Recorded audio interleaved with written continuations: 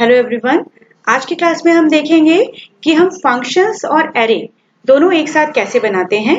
Last videos में हमने array के बारे में पढ़ा, हमने फंक्शंस के बारे में पढ़ा। अब हम देखेंगे कि अगर हम फंक्शंस और एरे को कंबाइन करते हैं तो वो प्रोग्राम हम किस तरह बनाएंगे। तो let's start with the function using array, जिसमें हम एक प्रोग्राम बनाएंगे यूजिंग सी लैंग्वेज। सी में हमने एक प्रोग्राम बनाना है। यहाँ पे program to calculate percentage of marks. हम यहाँ पे मार्क्स को इनपुट करेंगे in the form of array, जहां नंबर ऑफ मार्क्स रहेंगे वो all are of the similar type. Either आप उसको इंटीजर के रूप में लीजिए या फिर आप उसको फ्लोट के रूप में भी ले सकते हैं। हमें क्या करना है, मार्क्स को पास आउट करना है in the function using array. Array का यूज करते हुए हम उसे पास करना है, यानी कि सारे के सारे elements at a same time pass हो जाएंगे जब हम फंक्शन को कॉल करेंगे। देन हम उन वैल्यूज को यूज करेंगे टू कैलकुलेट द परसेंटेज। तो यहाँ आप देखेंगे हमने हैश इंक्लूड stdio.h लिया हुआ है, conio.h लिया हुआ है, फिर हमने एक फंक्शन जिसका हमने नाम दिया है परसेंटेज उसे डिक्लेयर किया है, जिसका रिटर्न टाइप है फ्लोट, क्योंकि परसेंटेज अगर आपको चाहिए तो जरूरी नहीं है कि वो इंटीजर फॉर्मेट में ही आए, वो फ्लोट में भी हो सकता है। तो इसलिए हमने उसका टाइप लिया हुआ है फ्लोट, जिसमें हमने आर्ग्यूमेंट पास किए हैं all are of integer.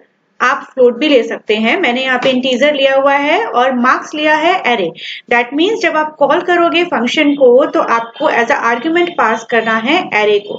As a value जब आप पास करोगे तो पूरा का पूरा एरे एक साथ जाएगा rather than passing a single value.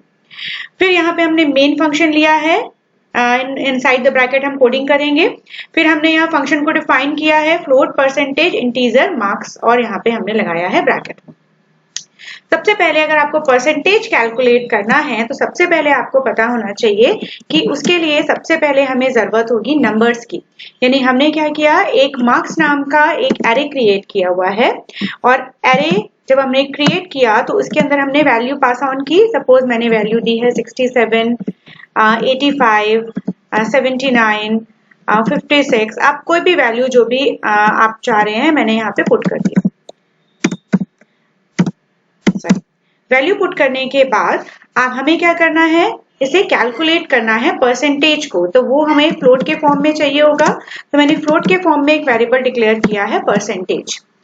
ये परसेंटेज में फंक्शन कॉल होगी। कौन सी फंक्शन है, परसेंटेज नाम की फंक्शन है, जिसमें क्या पास करेंगे हम, पूरा का पूरा एरे। अगर आप सिर्फ नाम लेते हैं एरे का, इसका मतलब पूरा का पूरा एरे आपका पास होता है, including all the values, not the individual value. सारी वैल्यू 67 से लेके 69 तक सारी वैल्यूज आपकी पास होंगी।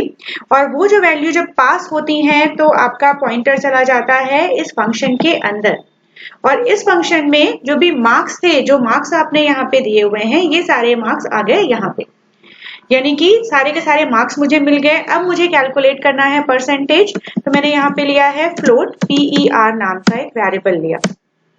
अब चूंकि एक एक करके मुझे परसेंटेज के लिए मुझे सम करना पड़ेगा, देन मुझे उसका परसेंटेज कैलकुलेट करना पड़ेगा। That means we need a looping, क्योंकि हम यहाँ पे एरे यूज कर रहे हैं।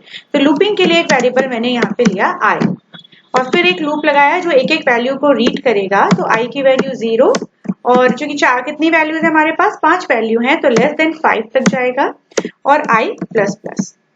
अब इसके अंदर हमें क्या करना है, ये इसका ब्रैकेट हो गया। अब इसके अंदर हमें क्या करना है, सबसे पहला काम करना है, हमें सम करना है सारी वैल्यूज को। तो सम करने के लिए मैंने एक और वेरिएबल यहाँ पे लिया सम, जिसकी इनिशियल वैल्यू कर दी 0, क्योंकि सारे नंबर आपस में पहले कैलकुलेट होंगे। तो सम इक्वल्स तो सबसे पहले पहला नंबर 0 से ऐड होगा, फिर वो वैल्यूज ऐड होती जाएंगी। तो कौन सी वैल्यू जाएंगी, मार्क्स ऑफ आई की वैल्यू। दैट मीन्स पहले पहली वैल्यू आएगी, फिर दूसरी वैल्यू आएगी। जैसे ही ये वैल्यू कैलकुलेट होती जाएगी, हम यहाँ पे निकालेंगे इसका परसेंटेज। तो परसेंटेज इक्वल्स टू,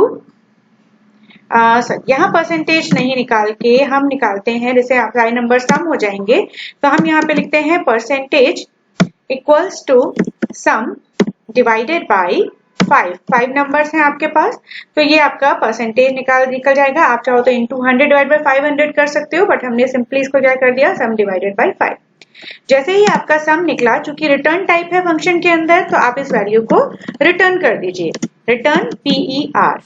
ये वैल्यू रिटर्न हुई, रिटर्न होके कहाँ गई, इस परसेंटेज नाम के वेरिएबल पे। तो हमने यहाँ पे प्रिंट कर दिया परसेंटेज को, यहाँ मैंने डिस्प्ले किया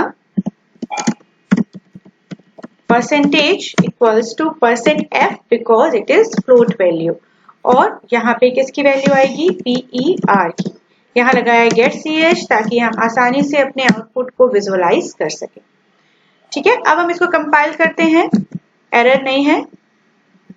तो आप देखेंगे कि यहाँ हमारा परसेंटेज आ रहा है 70%, यानी कि जो भी हमने वैल्यूज ली उनका अगर हम परसेंटेज कैलकुलेट करेंगे तो वो 70 आएगा।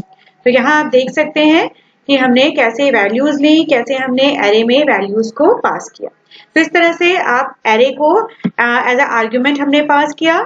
आर्ग्यूमेंट पास करने के बाद हमने फंक्शन में उसको एरे हमने वैल्यूज को सम किया, एंड आफ्टर दैट हमने उसकी वैल्यूज को कैलकुलेट किया, उसका परसेंटेज फाइंड किया, और जहां से कॉल हुआ था मेन फंक्शन से वहां पे हमने परसेंटेज को डिस्प्ले करा। आई होप आपको क्लियर है सारा कॉन्सेप्ट कि हम फंक्शन में एरे को कैसे एक्सेस कर सकते हैं।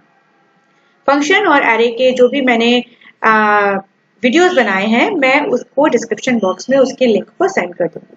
तो thank you so much all of you for watching the videos.